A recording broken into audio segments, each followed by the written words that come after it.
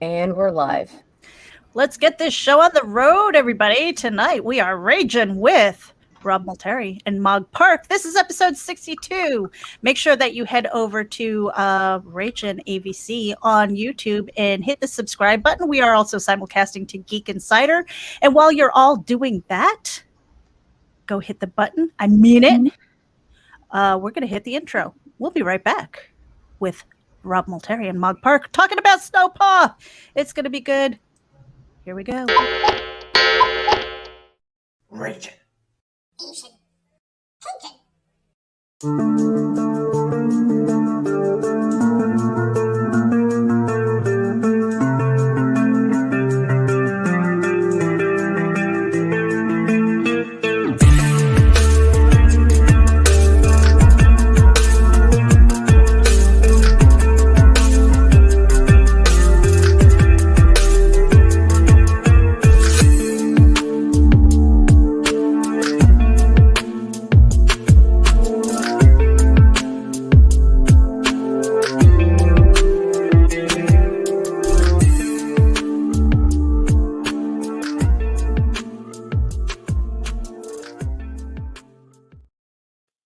That's right. We are raging with Rob Multari and Mog Park this evening, episode 62. Crazy. Welcome back to the hot seat and cheers.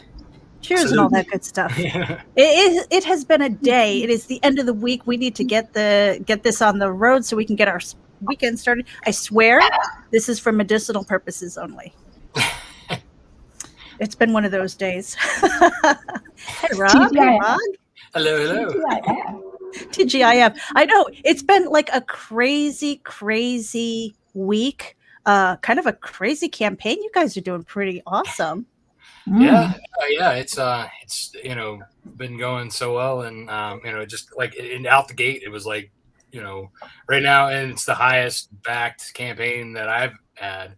So the Wolfpack's coming in strong.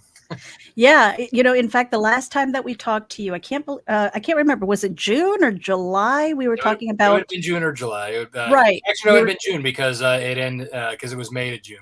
That's right. That's right. We were talking about Nightwolf 5, and you had given me a sneaky peek into SNOW PAW. I didn't even tell Nita about it. She was so mad because we met up with Mog at MegaCon in Orlando, and flipping through her portfolio, and Nita's like, wait a minute, is that SNOW PAW? And I was just like, yeah, you didn't know? I totally played it cool. She's like, I hate you. So I am kind of curious. I'm going to kind of pass this over to Mog for just a tiny bit. My understanding is that these are your first interiors. Yeah. What the heck were you thinking?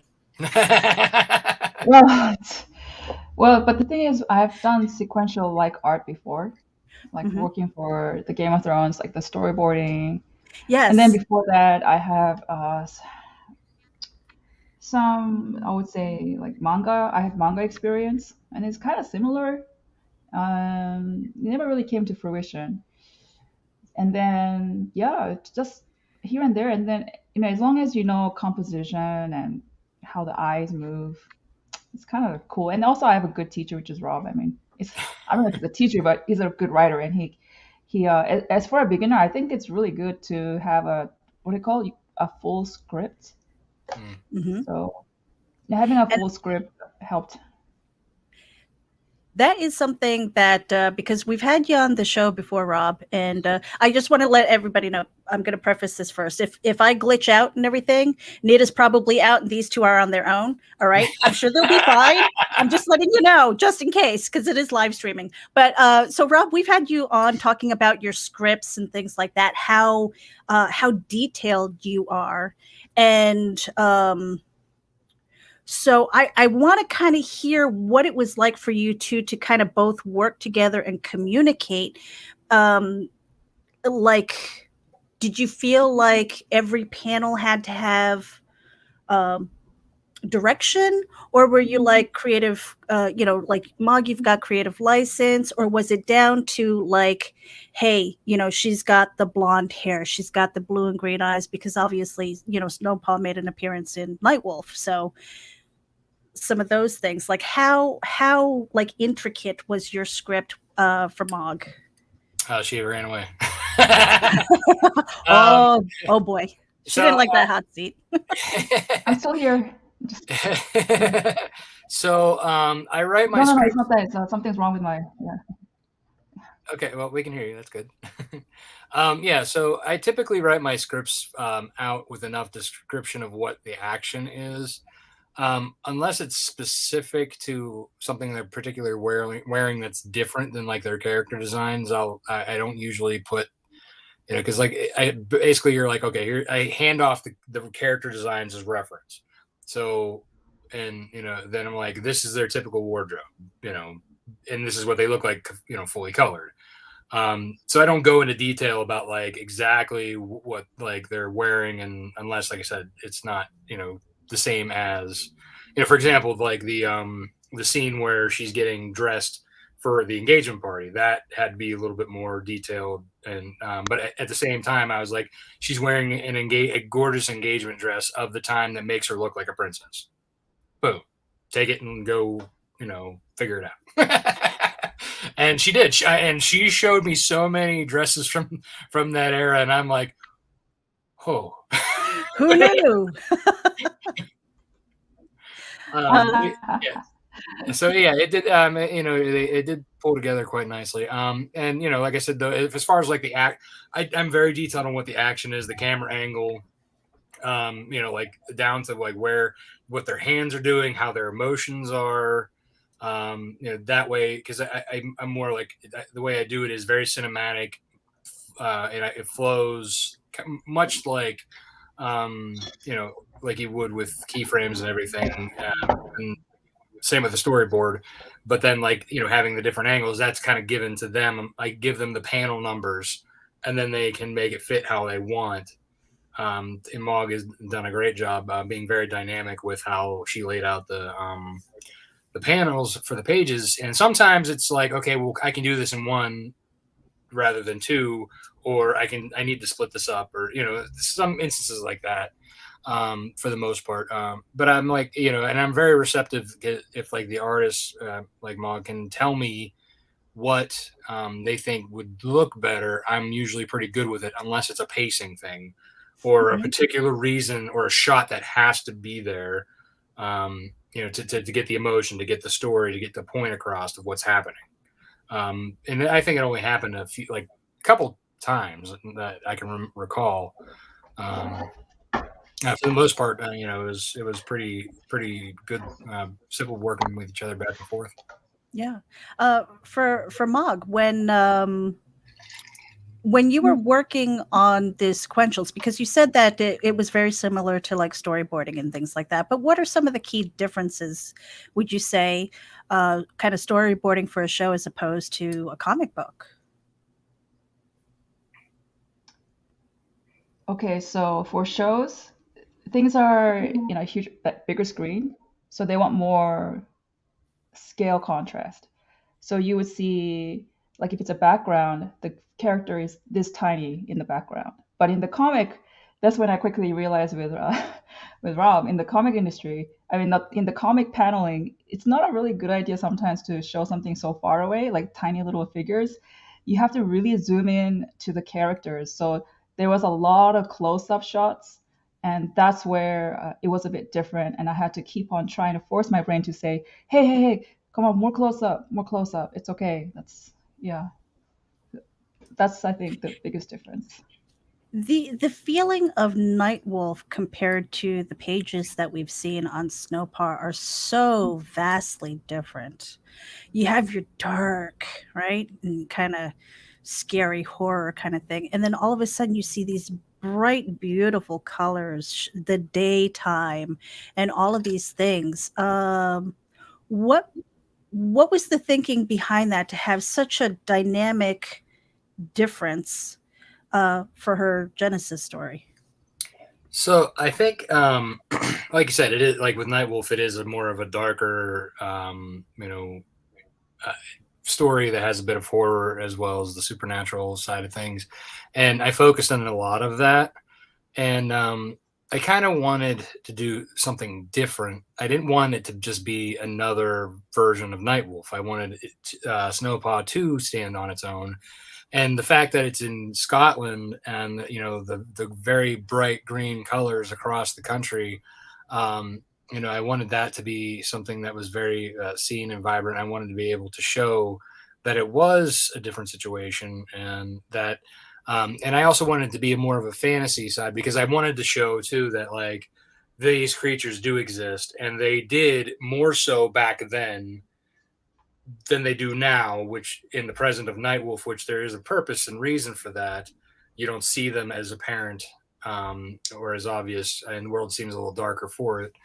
But again, it's kind of like the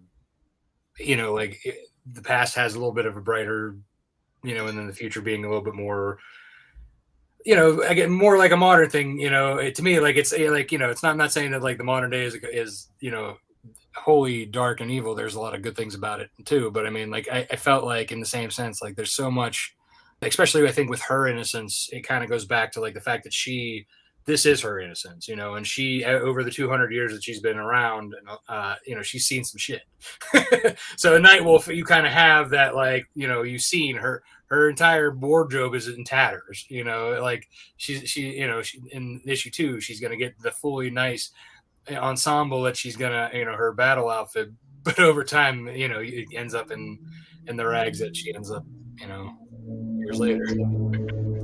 I kind of want to toss this to Nita a little bit because she's very familiar with your books, and she fell in love with Snow Paw. So, as part of like the Wolf Pack, at what point did you say, I want to see her story? Oh, issue 3. As soon as she came in, like, I don't know. God, Meredith, I'm not here for this. But like, you are. But it was seriously issue 3. Plus, I like the fact that she was Snow White. I have a thing, an attraction for solid white animals. I don't know. Like, I've always had like albino creatures and I don't know, melanistic freaking reptiles and everything. Just, I don't know. It's an obsession of mine. Even my fish. I have albino fish. Okay. All right. I'm weird. All right. Well, in Asia, white animal is considered always holy.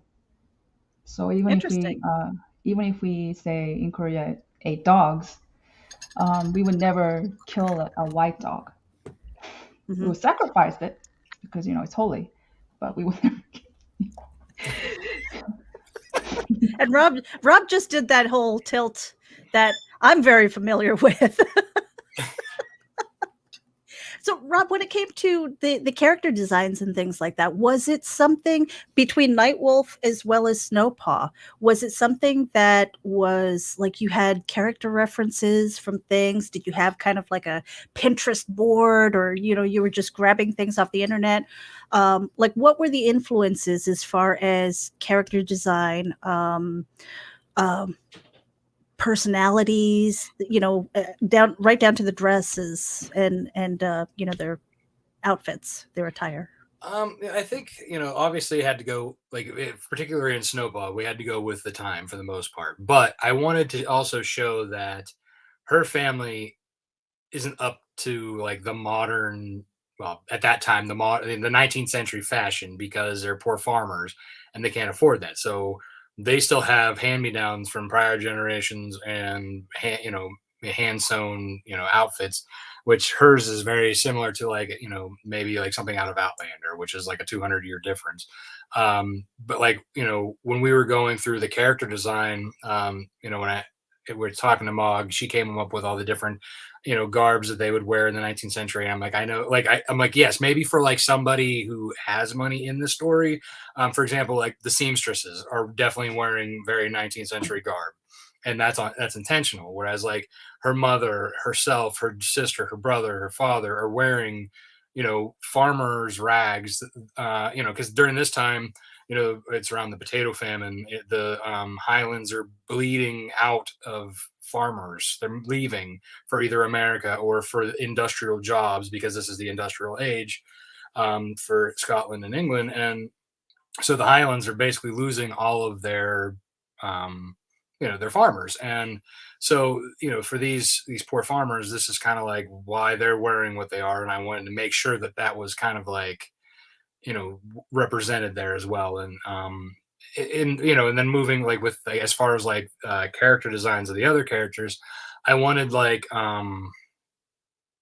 the villain to be very suave and debonair, and like have like very like flashy looking clothes, and because he is a man of power on the supernatural and human playing fields. And again, not going to like tell who he is on the human side of things, but he does have very influential hands and things, and he's very, like I said, I wanted him to be very like you had said, Meredith. He's much like Scar in a way. Like he's very, but like with a backbone. He doesn't just he's got more power than Scar would.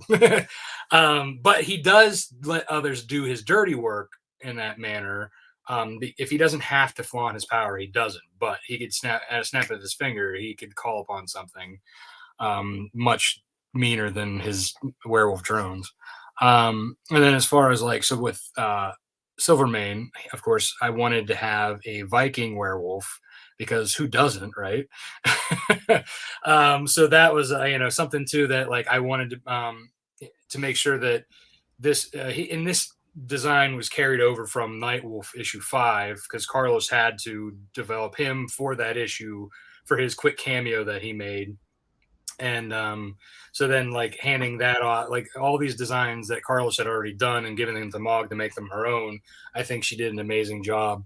I love those scenes that Silvermane and Aki Leo, the werelion, are present, just because I just think that I'm excited for them to actually become a bigger part of the series. Just because like the interaction between SNOW PAW and Silvermane it's going to be very headbutting for a while. And then Aki Leo is kind of like that. He's, like he has a kind soul, and he kind of is the buffer, if you will. And I can't wait to kind of like show a lot of that. And then in the next issue, there's two particular characters that I'm excited to that come in that you haven't seen yet, which is like a steampunk dwarf and a kind of like a dark elf bartender. So there's a lot of things that I'm excited. I am loving this. You know what's even amazing?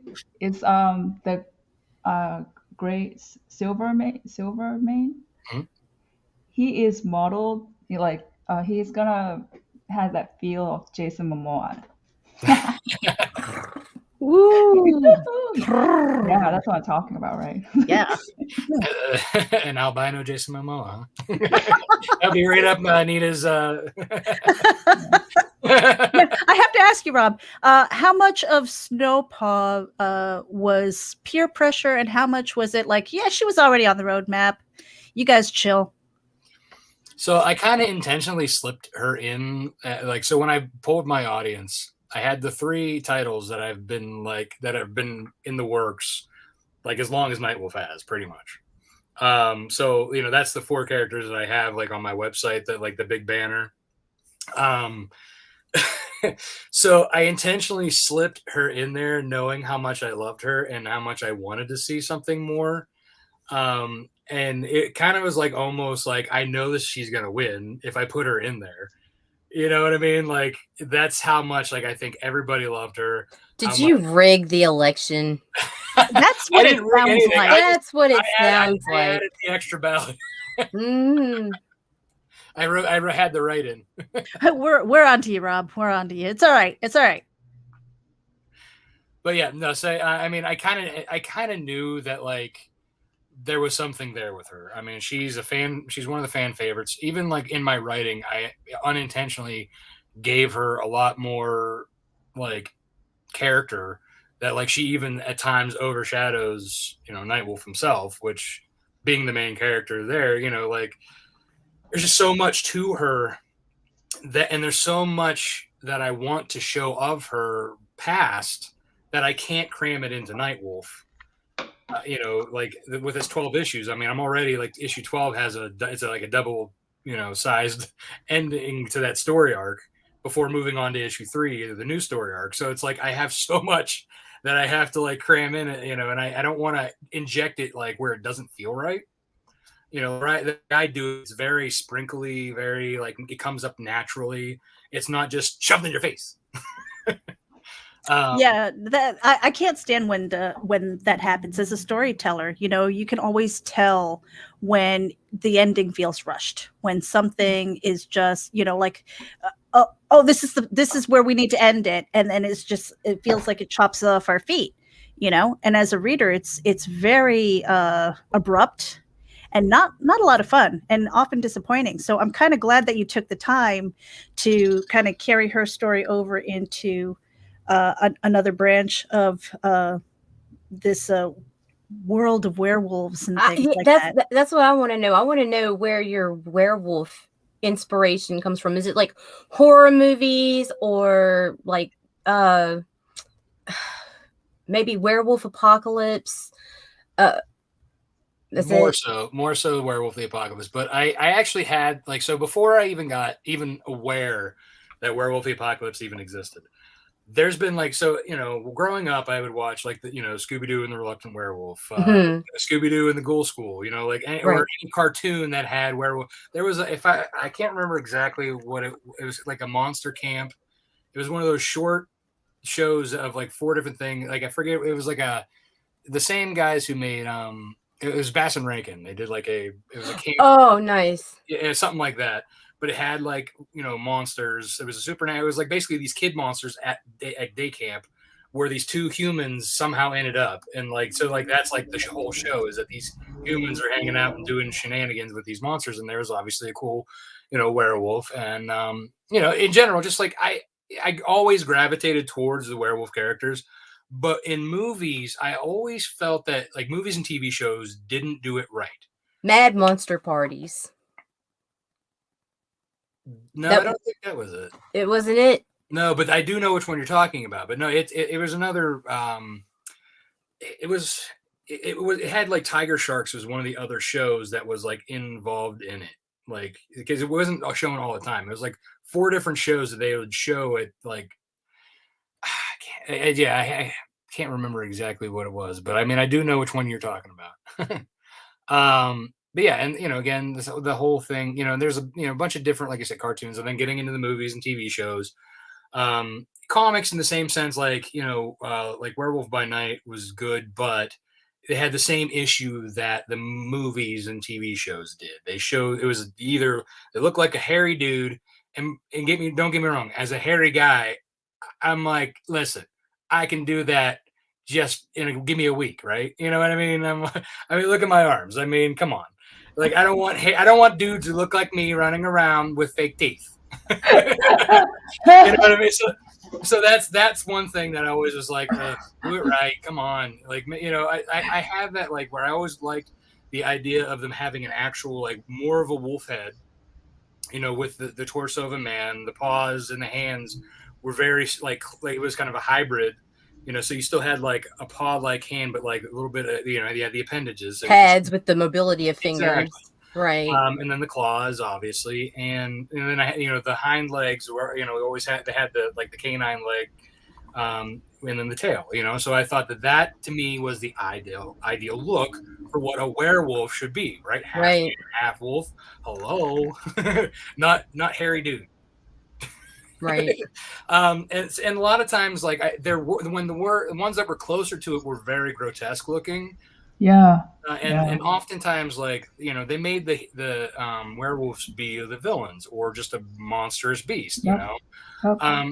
So for me, like I always wanted to have where I was like, okay, well, what if that's their power? Like, and you know, again, I'm into X-Men, you know, I always have been. I grew up reading, you know, Claremont and you know, and Jim Lee's books were my like, you know, go-to when I was a kid.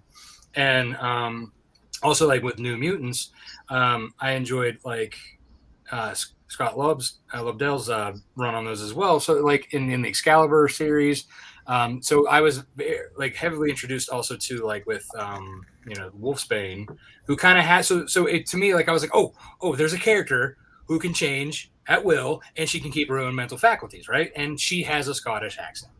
So I was like, yes, I love this. And with Chris Claremont's writing, that's where a lot of the influence for the Scottish Brogue came from. How I write it was basically from him, from learning from him. But I loved Wolfsbane as a character, but I thought that they could have done a lot more with her. And when the directions that they took her, she was either too timid, too scared, or like just overly bestial. And then like they totally like towards the like the last 10 years of it just was like I can't. I did love her run with in the Asgardian Wars that they had. So that whole crossover event I loved that. And they introduced kind of it was a Viking. He wasn't a Viking, but he was a Viking mythology character that like she kind of ran around with for a while there. Which I that was another influence. And then like that I think I was probably 13, 14 when I was reading those. And so then like that like kind of helped for me to so I was doing the fan fiction, right? And I had this character who would eventually morph into Nightwolf. And I had made it, where he was having interactions with Wolfsbane at some one point in time. And then when I was handing off these, fan, see, she's right. She gets it. And yes, yes, there was like that whole, like, I got the graphic novel for that collection. And I just, it was one of my favorites. But, and then like, when I did my fan fiction and handed it off to Marvel and got that, we've talked about this many times. My delightful rejection letter that was very encouraging. I love rejection letters. kind of, sort of. But so that was kind of like when I decided I'm going to take this and run it and do my own thing, right? And so I'm like, well, what would be cool if I had like a bit of a a weapon aspect to it, but I don't want guns because guns are so overdone. Like that's today. I hate today's history. I prefer past history, even though it's in a present kind of a situation. So I love the idea of like heroes with like swords and stuff, and some kind of like a magic element to it. And then like here I am, like I'm as I'm 16, 17 developing this character, I'm showing friends in high school, be like, oh, check this out, this is what I'm doing. And then a friend of mine was like, this reminds me of like, this seems like something. Have you ever played Werewolf the Apocalypse? I'm like, never heard of it.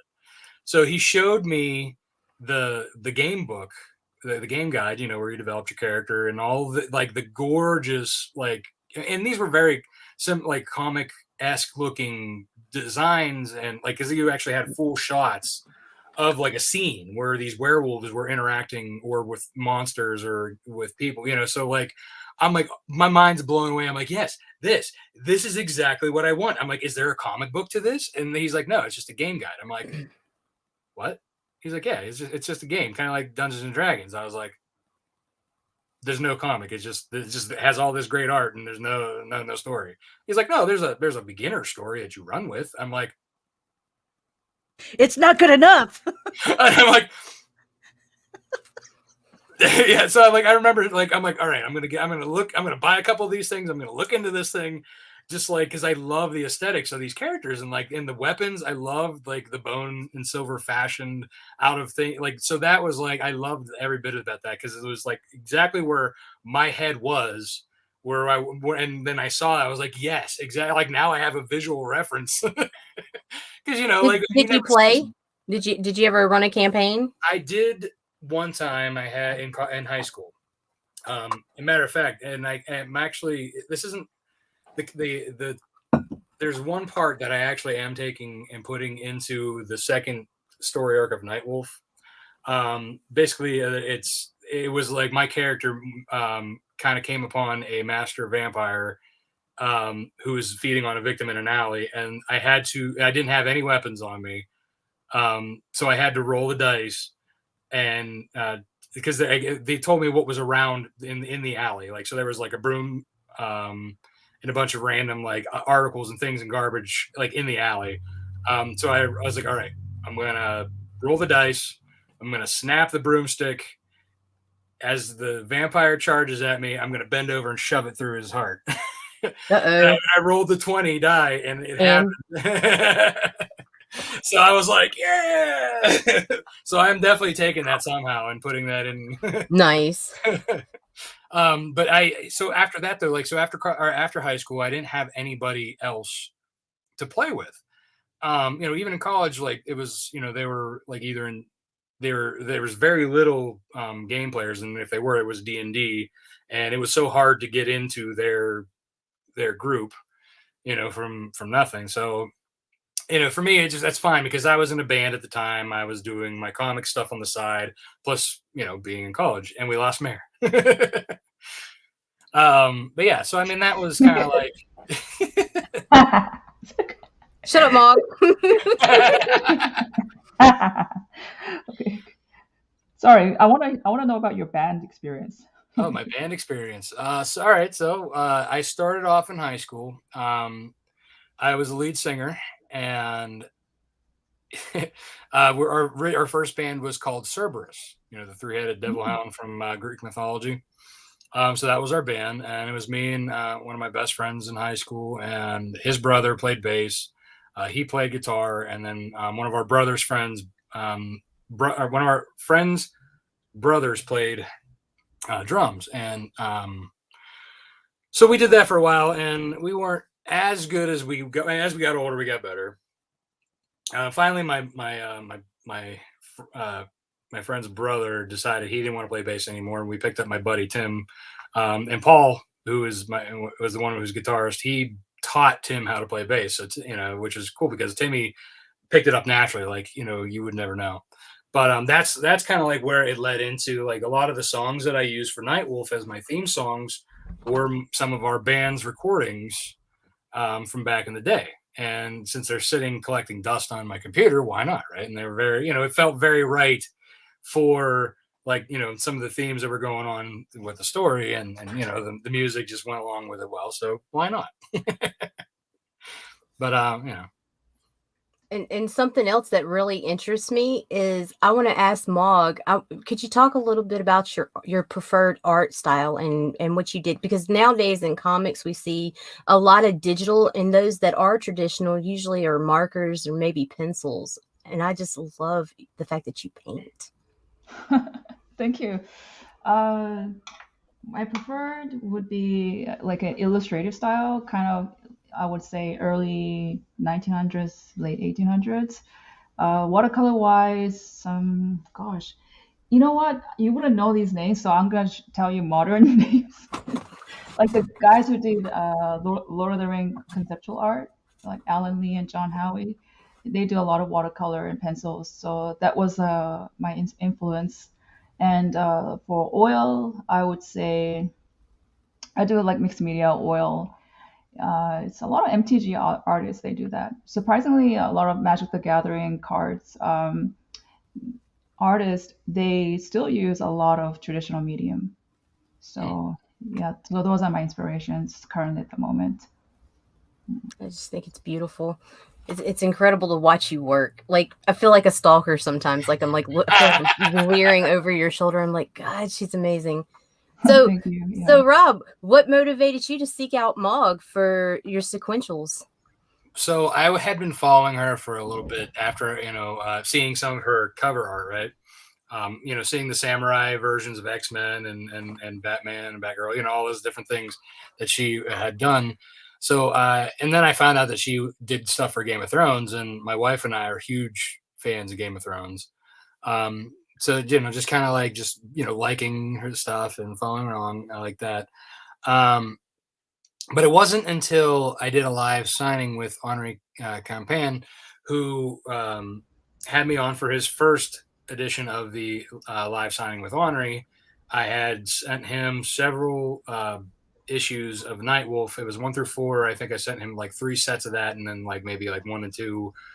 The first 2, like a couple sets of those, and I signed them, sent them to him, and the idea was he would sell those on his show at the retail.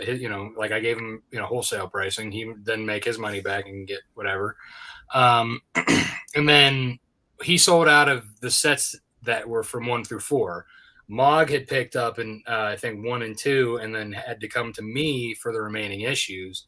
And the fact that, like, you know, she was buying my stuff, like, I remember, like, and she's like, I don't remember any of this, but like, I remember, you know, like, as I'm doing this, you know, signing with Henri, like doing, you know, this online kind of situation. And I just remember being like, oh my God, Mog Park's buying my stuff. Holy shit, holy shit, holy shit. Like, in the back of my head, I'm like playing it all cool, like, yeah. But I'm like, in my head, I'm like, holy shit, holy shit, holy shit.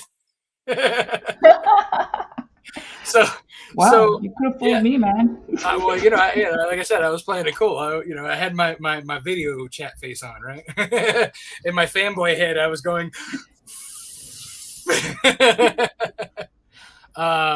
So yeah, so like, after I had like, after she got the books, I sent her the books, and her and Mel, her husband / manager / slave driver. No, sorry.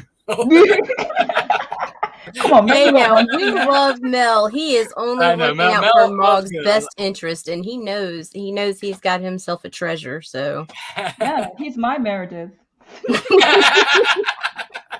I don't know. He seems nicer. Like, Mare's abusive. You guys just don't even know. He says, Oh, you don't know, Nita. He'll make you cry.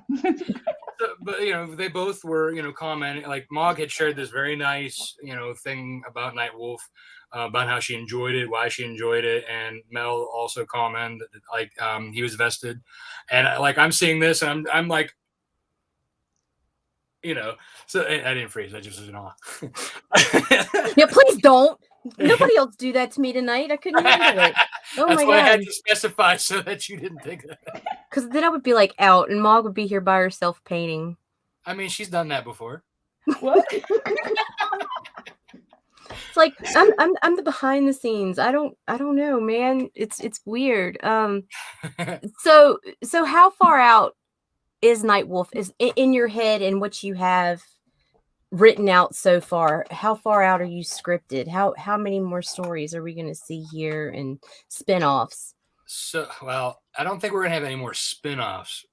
Well, maybe some mini series. I have, like, there's 2 particular sets of characters that I could do a mini series off of. That, like, but I don't. That's not like top priority. Like, It's not I'm in the actually going to foreseeable work on my other future. titles before they. Right. Unless, like, there's like a whole lot of, like, people telling me that they want that, you know, without me slipping that in the vote. But yeah, so there's 12 issues fully scripted. Like I said, the 12th issue of Nightwolf is a double, because I didn't want to. I wanted to make it an even 12 for a first year, if you will, like first season. So I did it, made a double issue for that, which I might regret later. Just because, you know, cost of art isn't cheap, right? So that's planned out for that first story arc, that season 1. I've already started on 13, which I really should get back into it, because it's coming up faster than I think, now that we're working on 6 already. And so, but I do have several, like, I have it going as an ongoing series. It's in my head. I have a very laid out plan for him traveling from where he's at now, cross country, chasing down stuff and things I'm not getting into, because I don't want to be specific and do any spoilerages, because there's a lot of twists that are going to happen in that last issue of that story arc. So I don't want to get into it. But after he's traveling around, and again, it's going to open up to the more of that world, the supernatural side of things, more so than the fantasy, because again, the fantasy is lesser prevalent in this modern age than it was back in SNOW PAW's time. And we're going to explore some of that. There's a lot of, like, side quests, if you will, as he's on his main quest line, which is funny, because I actually wanted to write I wanted to do a side quest, like, spoof book with a friend of mine, and we found out that somebody else was already doing it. So, like, this to me is like, that's kind of like where I can kind of play with that a little more. but yeah, so that's kind of like where this, Nightwolf is going to be, like I said, be continuing, is going to dive into why, things aren't as prevalent and why things are in hiding and stuff like that. Whereas like SNOW PAW, again, I have 200 years to play with. So after the 4-issue story arc is over, I am wide open to continue going as long as the interest is there. Awesome. Welcome back, stranger. How'd she do, guys? How'd she do? She was doing good. I mean, did you see those blue eyes flash like, oh my God? No, she's doing very well. She didn't like it. So you don't need me anymore. I see how it is. I was just about to. I was going to throw the bump, and then I was going to just pray that she showed up before it could end. Florida weather, gotta love it. Go ahead, okay. Nita, throw that bump. All right, I want to go ahead, Mom. Ahead, please. No, go ahead. Go ahead. Oh, I just have a question.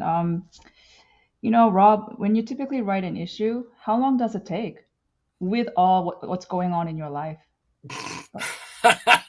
Yeah. Good question. That is a great question because it's very sporadic. So it depends on how much free time I have, to be quite honest, or how much I force myself to do it. So with Nightwolf, it took me years to develop the first 12 issues, and not only because I already had the 12 issues, but it aged with me. So like as I matured, so did the story, because I was like, oh God, that's so bad. I mean, oh no, oh.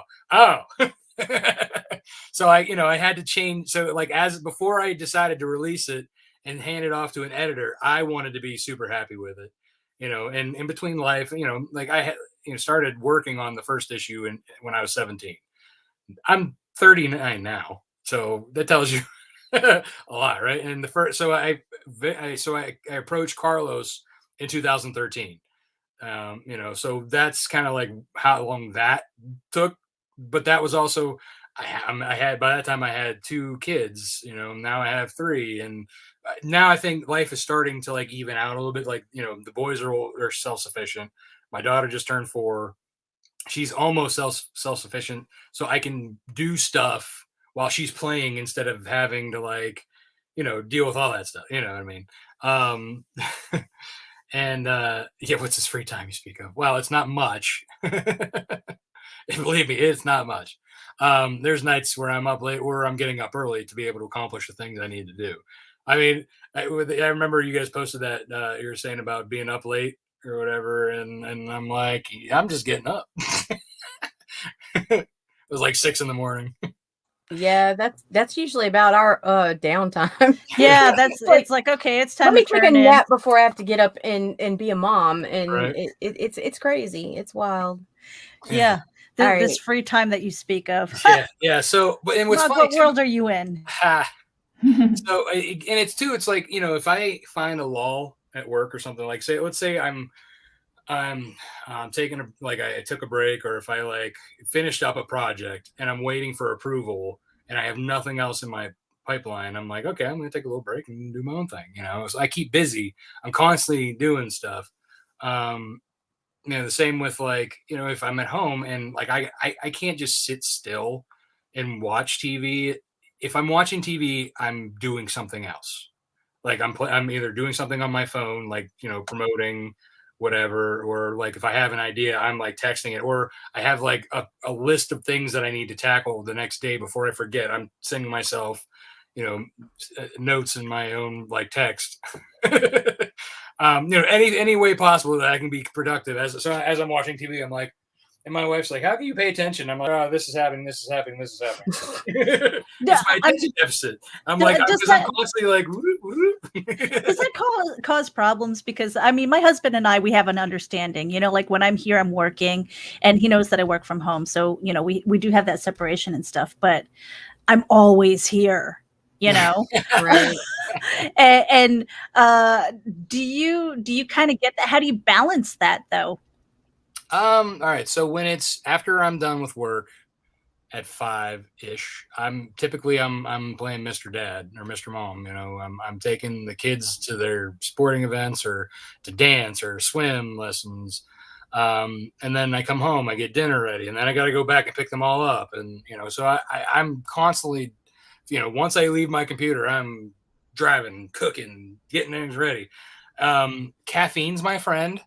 And so, yeah. So that helps a lot because I drink you saw like that big skull mug that I have, right? Like that's all caffeine. That's coffee or tea or something or energy drink. Well, this is an energy drink with vodka. For medicinal purposes. Or for my mental sanity. That's so I don't kill you up and knock the edge off at the same time. It helps too. Like that ADHD that I have, I've learned how to master it as a superpower.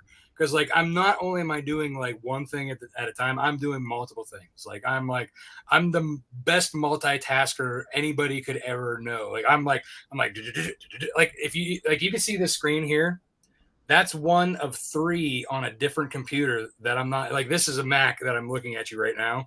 I have a PC over here. So I'm like, and I'm listening to metal, as I'm doing it. So I'm like, yeah.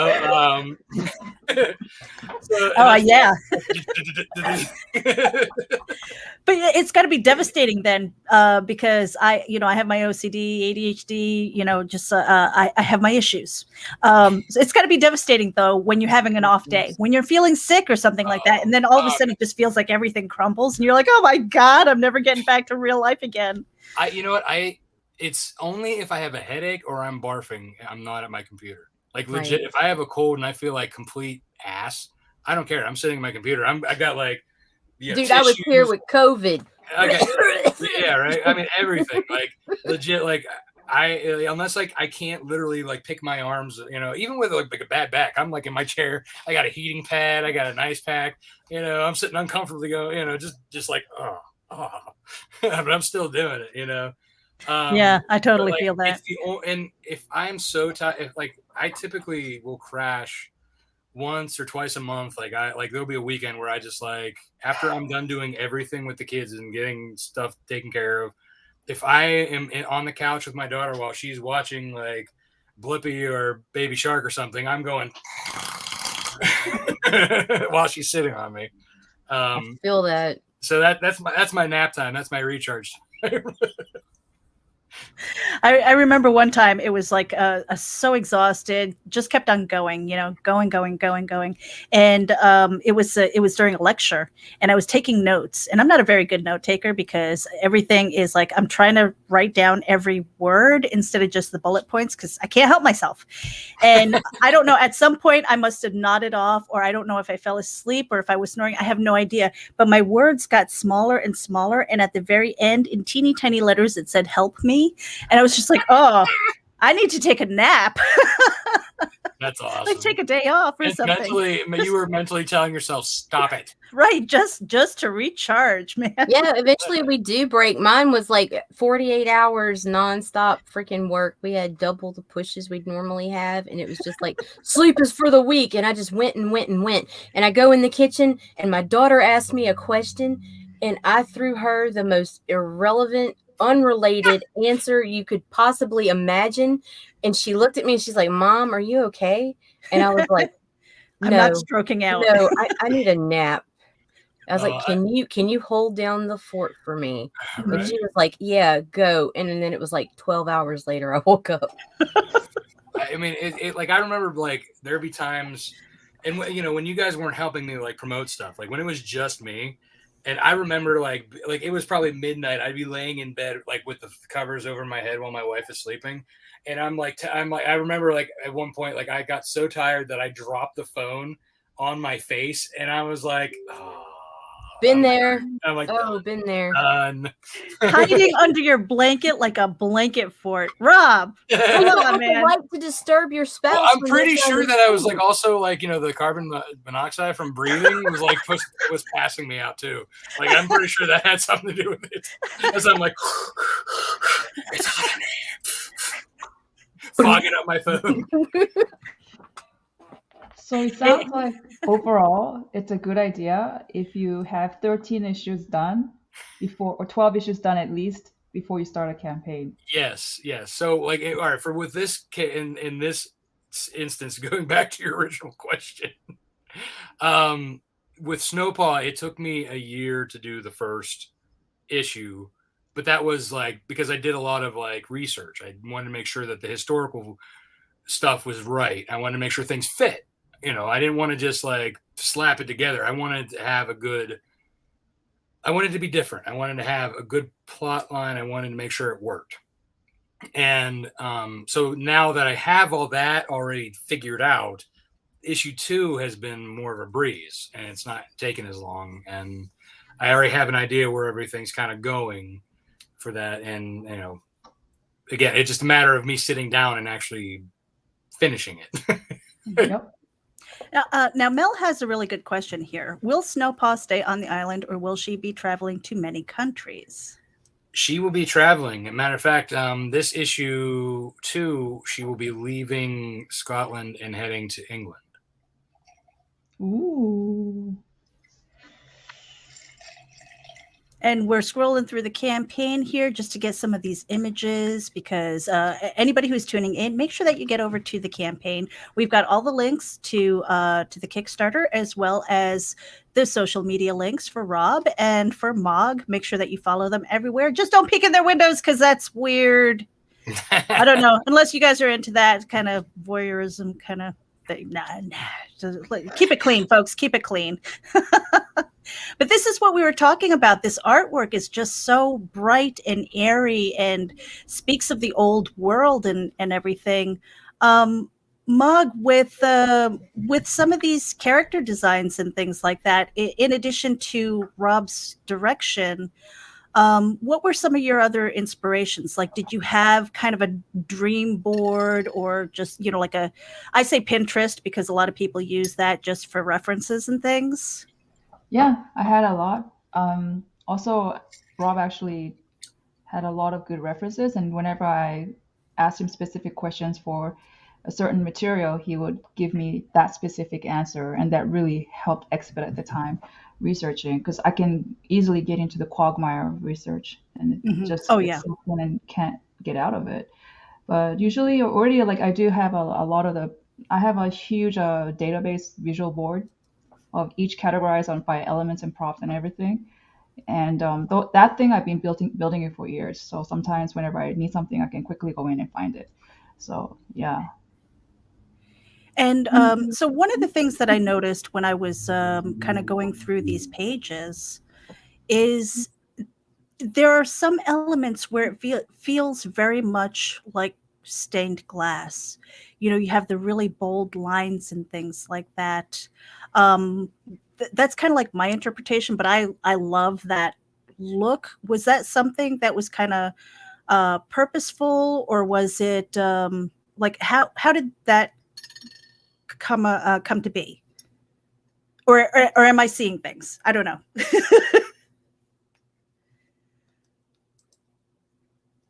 I think that's the colorist has to answer that, because I didn't color it. So yeah.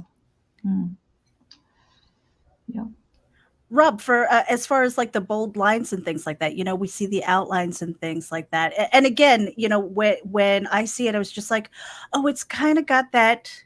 For me, it's almost like that old school kind of stained glass. When you first saw this, were you like, wow, that looks great? Because I love it, and I love the differences again with the light compared to the dark, and just this kind of sunshiny approach to this girl who's at this point very innocent.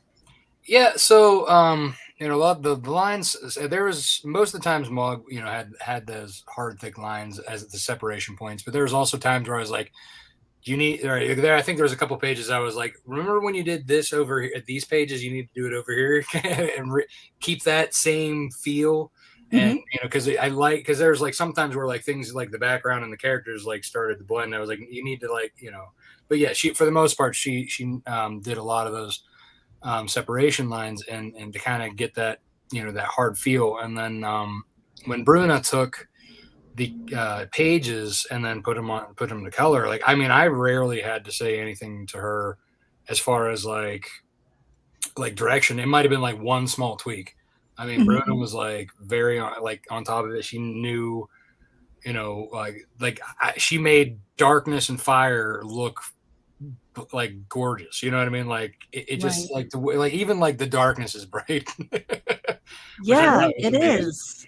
So I was in awe. Like between the two of them together, like as a team, I couldn't have asked for anything better. I mean, it was just so good.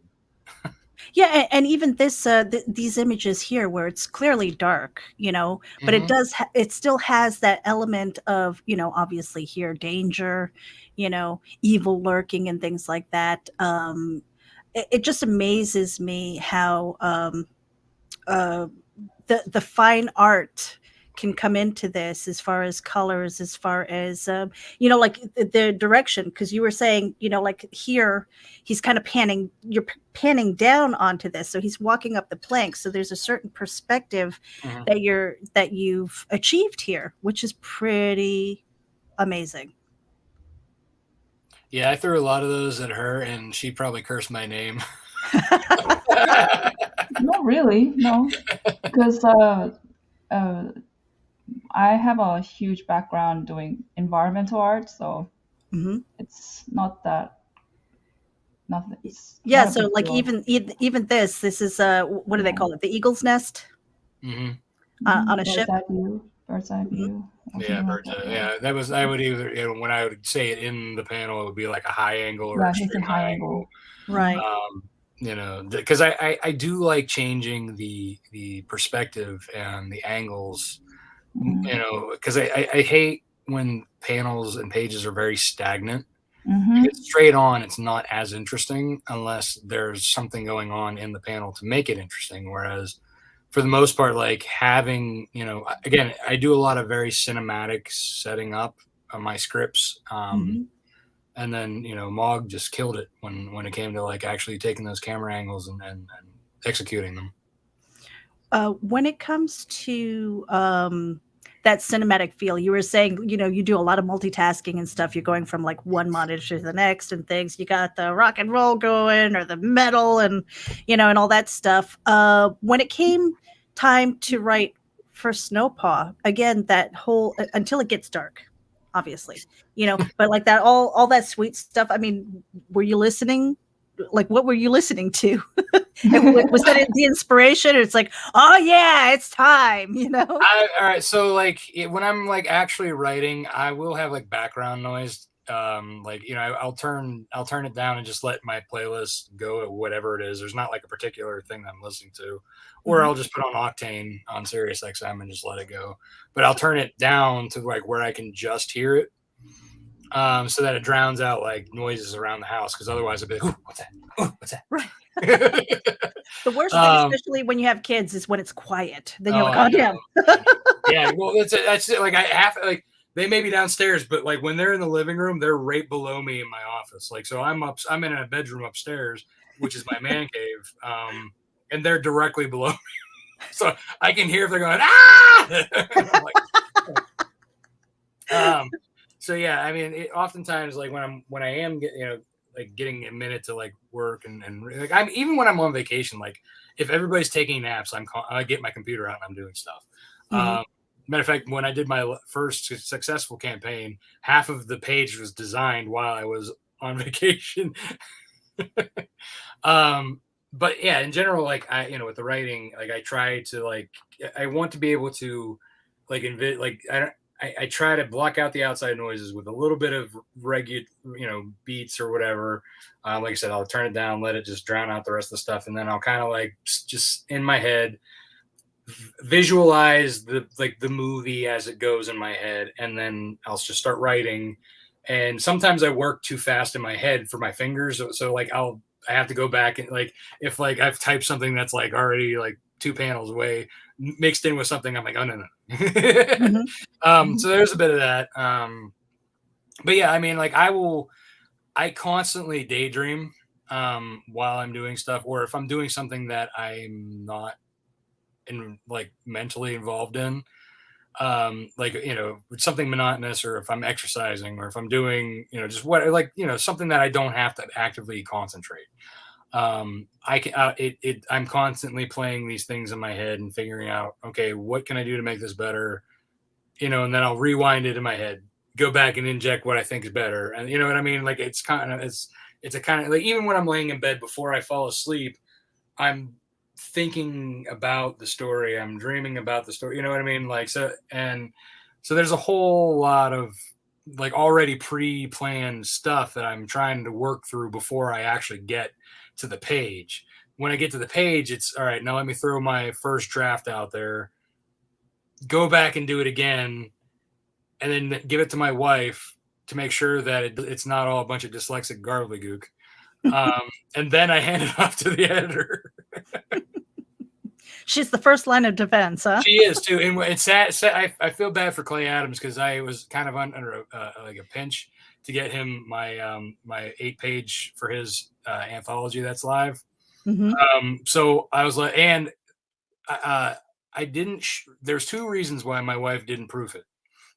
1, the time crunch, and 2, it was about a nightmare that I had about my daughter, and didn't want my wife to see it.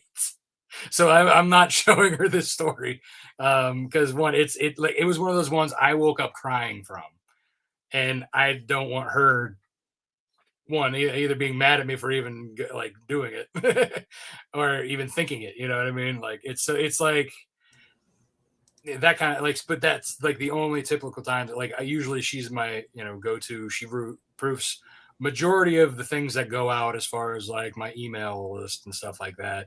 But like updates, like if I make mistakes in the updates, that's because I'm doing them while she's at work, and I can't just wait for her to proof, because I'll typically, when I'm doing my email list, she proofs it the night before I send it out. Mm-hmm. Now, I love this, that you give love to the Wolf Pack for people who have backed your campaigns in the past, who have your books and stuff like that. That is really special, and it's just one way of showing that that you care. Oh yeah, I mean that's just like for me, it's not just that I'm selling something to people. For me, it's a personal story that I am personally invested in, and put a lot of time in, and I enjoy as for myself, but I also want other people to enjoy it. But I'm also like, I like to kind of interact with people, and I don't want it to just be like I'm selling this to you. For me, it's like I actually like having a dialogue when people will reply to my emails and I'll reply back, and I encourage that. At the end of my emails, I'm like, hey, I'm here. I'm a real person. I still not sure how I'm doing. No, like I still have that imposter syndrome. So I'm like, I will gladly talk to anybody. And when I'm at cons, like, I'm just like, hey, I'm trying to be as friendly, interactive, and as I can. I mean, like I like having, I started out as a lone wolf, and that's why I'm Lone Wolf Comics, right? But I have found my pack through this, and I love I love being able to to have people comment on stuff, talk to them, get their information. Like I poll my audience, my wolf pack, like pretty much every time I've launched. I'm like, hey, what did you like this? How'd this do? Did your package come in all right? I want to know how they feel. I want to know if their book got damaged, because I'm going to send them a new one. Nice. You know what I mean? Like I want to make sure that they're taken care of. If they're not happy with me, I want to know how I can fix it. You know what I mean? Like, so it's so much that, that I just, for me, like, again, it's not just selling a product to a random stranger. I like having that interaction. I like being involved with them, and, being part of the pack, like I don't necessarily call myself a pack leader. I say, your loyal pack mate, you're, though, two of some of my favorite pack members, Mike and Trish, and everybody knows Mike and Trish. Trish made these buttons for me. It says pack leader on it. And they're always saying, hi pack leader, which I never set it up for me to be the leader.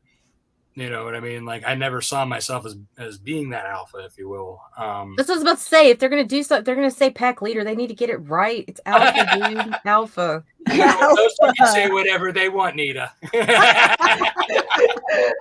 We love Mike and Trish. We do, yeah. They're great. But yeah, again, I'm like, I'm just part of the pack too. You know what I mean? Mhm. Like I just love being a part of that, and the fact that like people reciprocate is amazing. So I have to ask you then. I mean, I know we're a little bit past our hour, and we'll close out pretty soon. But you know, the way that you're approaching this seems like you've got kind of a retail customer service background. So is that so?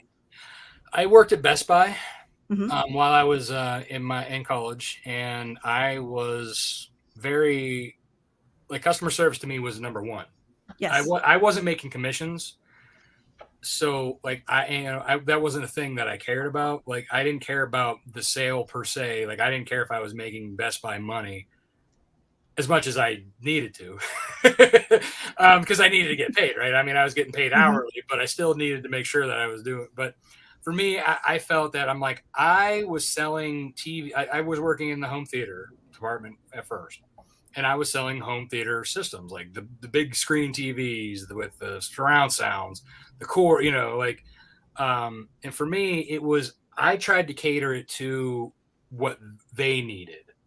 Like if you had a small room with a little bit of lighting and not big picture windows, like at the time, a plasma TV would have been great for you.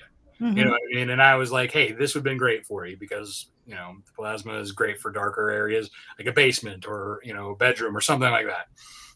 But if you have a big picture window, a big bright family room, you want LED, you know, and like, cost effective. Like they were, you know, the people sometimes wanted to go for names. I'm like, you know, if they wanted to go for a Sony, I'm like, that's okay. Sony's okay, but you're also paying for the name. You get a Samsung of the same caliber, actually maybe even better, and you're paying way less. You know, so like I did a lot of that. You know, and Samsung loved me because at the time, like I had my own Samsung. I saw the heat wall is what we called the line of TVs, you know. So like, and I knew like which one was the best TV, and I was like, hands down, right? That one right there. That's when I got in my room. And I sold the crap out of that model. Yeah, but that's it. It's like catering to the people and what they want, and you know what they're looking for, and oftentimes, you know, without being a hard sell, because hard sells being pushy and everything like that, nobody likes it. I mean, they might buy because they feel pressured into it, but then they don't have any reason to come back. Right. You know, exactly. And that's for me. Like I never pushed a sale. It was never hard. I'm like, you're not interested. Cool. Go I'm like, here's the information about the stuff. I've told you everything I know. You want to go somewhere else, check out the prices. That's cool. We do price matching too. But if you want to go somewhere else, get the same information or whatever, you know, it's cool. Hey, it's no skin off my back. I get paid regardless. I don't get commission. And when they heard that, they were like, oh, okay. Oh, yeah. You know, I'm like, I will show you my paycheck. I'm not making a lot. Yeah, that the caring is above my pay grade. But not so in your campaign here. So we're almost to the bottom of your campaign here. We're going to go up and touch on a couple of the things that I saw, namely some of this original art that's available. Please, Mog, if you don't mind, because I see that you're painting, can you tell us a little bit about the lunar phases here, this original art? Well, okay, so I tied it where it's similar, where there is loosely linked to some kind of storyline. So in the beginning of the crescent moon, it's kind of twilight time, and showing the main character Cirray, and she is about to skin a deer. She's kind of showing she's living a farm girl peasant life, and she's wild. She looks nice, but you know she's gonna enjoy this Farm moment. girl gotta eat, right? It's kind of showing where she's at. So that's kind of like an establishing shot of the character. The second shot is half moon, which is where she is elevated in the society now. So it's totally different from where she came from. So it kind of shows the rise of her status. but yet there is a bit of a longing. Like she doesn't seem to be maybe that quite happy. Like she's looking at the sky, just kind of gazing. And if you go down on the full moon, that's where she is being called to the wild, and now she's stepping into this dark, mysterious forest, and it's okay. She's fine with it. She's gonna go in. You don't know what's gonna come out. She doesn't know what's gonna come out, but there it is. And those two creatures that are flanking, those are Scottish mythical creatures. It's that those two are kind of actually bad. They're omens of, I think, if I remember correctly. Correct me if I'm wrong, Rob. I think they're kind of a indicator that death will come. So that's a black wolf and a black cat? No, it's a like a Kusith and a Kasith. Oh. Yeah, it's like a black cat and a black dog, a huge dog that kind of looks like a wolf anyway, and they would suddenly kind of show up, and yeah, death is coming. They're not actually good entities. They're kind of, I would say, neutral to more like evil entities, but they're flanking her, so it's showing that there's supernatural creatures around her. And then the last scene is Blood Moon, and that's her transformation. So she definitely stepped into the wild. Stunning pieces and only one of a kind. Oh God, that Blood Moon is everything to me. Like, yeah, it's. I mean, I love the the style, like that one, like, and it's like the action and the right. It's just. It's like a very, very unique piece compared to everything has that mythical fantasy feel, whereas this is just like that first time rage. Yes, and oh my God, so Ida is the only reason that piece is still there. Like seriously. Seriously. Put one of the kids up for eBay. No, man, kids go on Etsy because I made them. Oh, that's right. That's right. Oh my God. Specially crafted. We're only kidding, Carl. Well, I mean, Carl's our FBI handler. Oh. No, just kidding. Just kidding. Okay. We think, Carl. Mind your damn business, Carl. Yeah. There was another thing. I'm scrolling up because there are a lot of different ways that people can back this book, from digital to the standard copy to metal covers and things like that. But I wanted to touch on this one real quick. It's coming. It's coming. There we go. The Halloween treat here. Tell us a little bit about this, Rob, if you could, yes. And then we'll close out. So everybody who has backed and who is going to back before tomorrow night at midnight, probably, I mean, I can, if you're on the West Coast, we'll allow it your time. I say, Eastern, but I kind of let that slip sometimes. Just because I know that, it's not, it's midnight somewhere. Those darn time zones. I know, right? Sometimes it's easier when I wake up in the morning. I'm like, all right, that's how I work. Yeah, half the time. I'm telling you, I only know day and sleep. That's it. So yeah, for anybody who backs digitally and physically, will get some format of this piece. So by tomorrow night, the end of tomorrow night. So I mean, basically, if you do it before you go to bed, right? As long as it's not 3 or 4 in the morning. Anyway, so. Physical backers will get the physical 5x7 piece of this is Kyle Roberts and Bruna Costa, who Bruna is our colorist for the book. So, this has ties. But yeah, Kyle is, he does the Electric Youth with Clay Adams, and he's also doing another book with him that's coming out very soon that I'm very excited about. It's like a Frankenstein meets Conan book, which I'm like, yes. Because I love Conan the Barbarian. That's another book that I got into in my adolescence, and I have a very fond memory of reading those when I was grounded. Because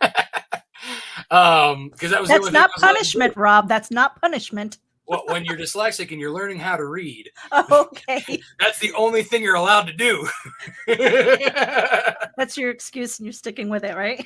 I mean, hey, my parents never discouraged me from reading. They're like, please, God, read. So Just read. And that's the one thing I love about comic books. I've heard so many people say that comic books was their way of actually picking up a book and really learning to love the written word, And so with this, we need to get the heck out of here. We blew past our hour. Nita, do you want to throw that promo video, and then we'll close out with final words with the tingly bagpipes? Bagpipes hashtag. Why not? Let's do that one. We haven't heard bagpipes today, have we, Mary? I don't think so. No, we did all the we did the Halloween stuff. Here we go. That's right.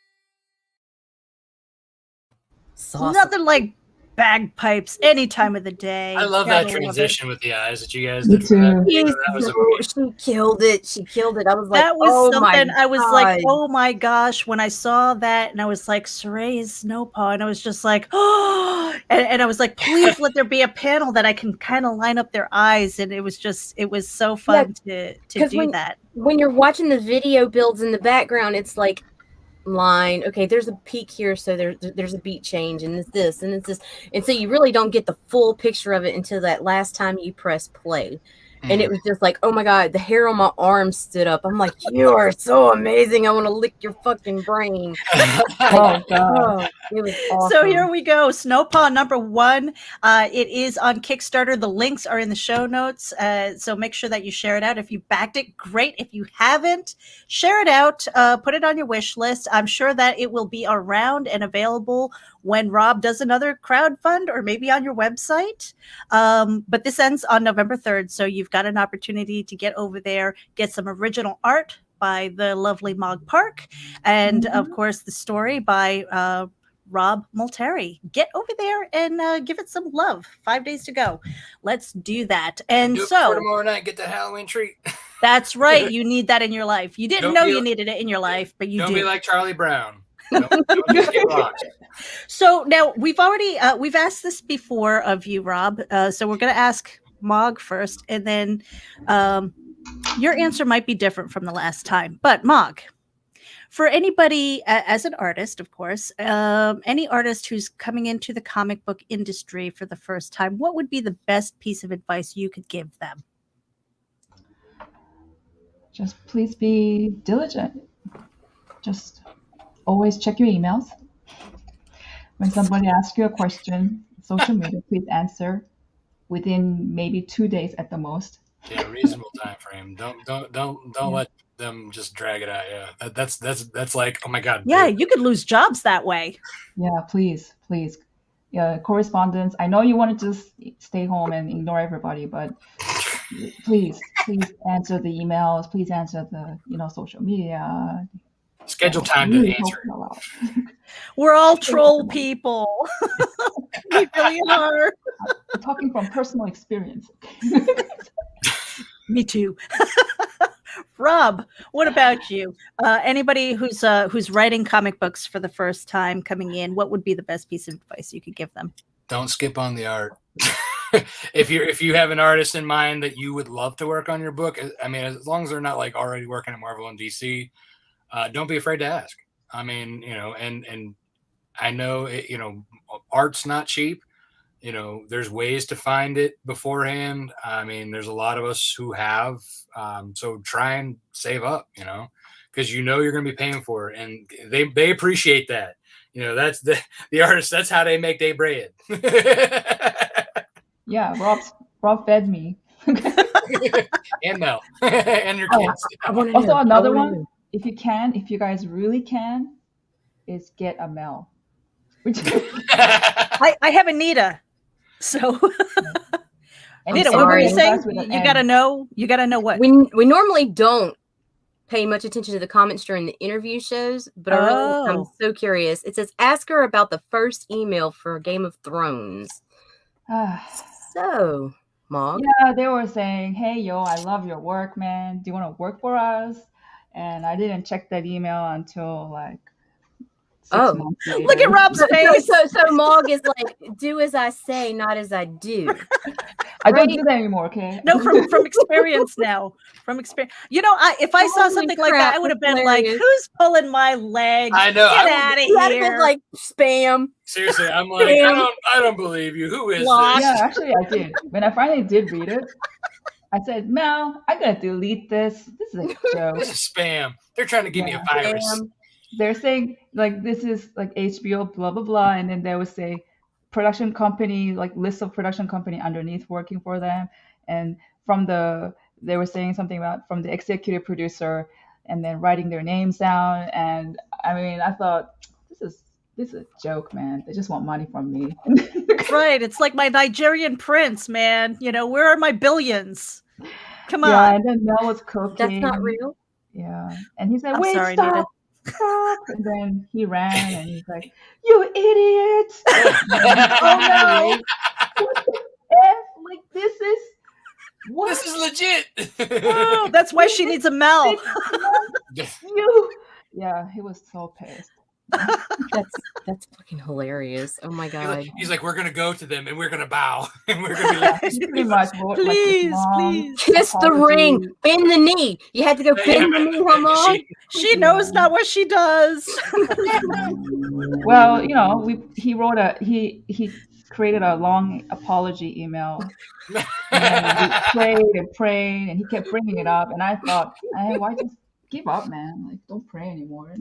The next year, March came, and kind of near my birthday, suddenly they're like, hey, I remember you. So you interested now? It's like, okay. Oh my gosh, that's hilarious. That's awesome. Well, we got to get out of here, you guys. Thank you for letting us take your time for an extra 20 some odd minutes. But on that note, you guys, we have been raging with Rob Multari and Mog Park. SNOW PAW is on Kickstarter until November 3rd. Make sure that you get over there, give it some love, share it out to your friends, family, join the Wolf Pack. You want to. You didn't know you needed it into your life. Until now. Yes, you do need it. On that note, you know what? I'm gonna drop the card because we're doing something new. What? Hey, Rob. Yeah. Nita, you want to give him directions there? No. Yeah. you need to say, if you would, throw my dudes. Throw my dudes. We're out of here, you guys. Have a great one. See, that wasn't so painful, was it, Rob? I threw in a little bit of that Scottish accent too. Love it. We're out of here, you guys. Have a great evening. Enjoy your weekend, and we will talk to you soon. Bye-bye. Hey there. This is Meredith Loughran with RAGIN, And I wanted to let you know that we encourage and promote independent creators and their projects through organic interaction, consultations, and more. Visit Nita and me at RAGINAVC.com for details and contact information.